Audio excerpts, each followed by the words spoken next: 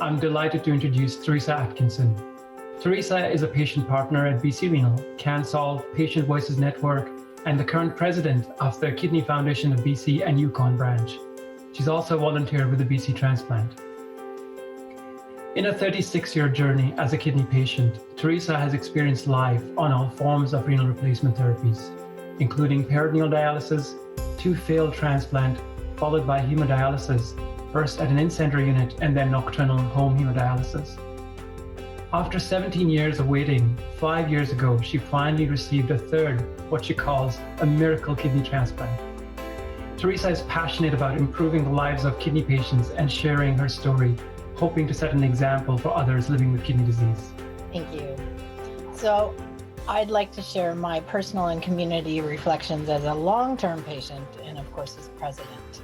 So I found the virtual health appointments became really helpful and efficient. I was able to speak with my doctors from the comfort of my home and save time and travel even if I wasn't feeling well, and limiting my exposure to germs. If I had to go in for a visit, there were less people in the waiting rooms and everyone had been pre-screened. My medication renewals became more streamlined and no longer required in-person doctor visits to refill. Personally, after 30 years of sorting my own medication, which is quite a lot as a kidney patient, I decided to switch to blister packs and saved myself a couple of hours a month. I really like them. My monthly blood work routine became safer with the pre-screening, social distancing, and cleaning routines implemented after every patient visit. I started shopping online and planning meals for an entire week.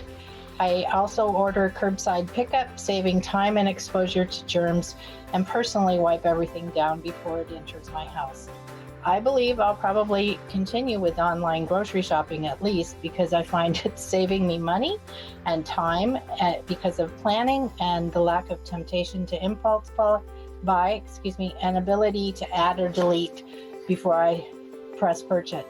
I signed up and took a virtual online accounting course just to brush things up. I found ways to exercise and made it a priority by joining a scheduled exercise in the park this summer. This is probably the hardest part for me, the isolation and not being able to visit and hug my family and friends.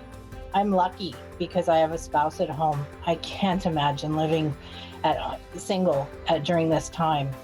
I thank goodness for the technology and being able to have virtual visits.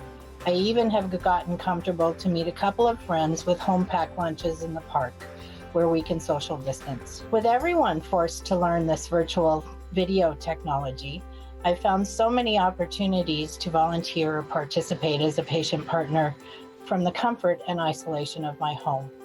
Without the travel, this has allowed me to participate in many more activities. And probably the biggest significant change for me personally has been allowing myself time for self-reflection. Thinking about what's really important to me has resulted in better planning, scheduling, and an overall more balanced life.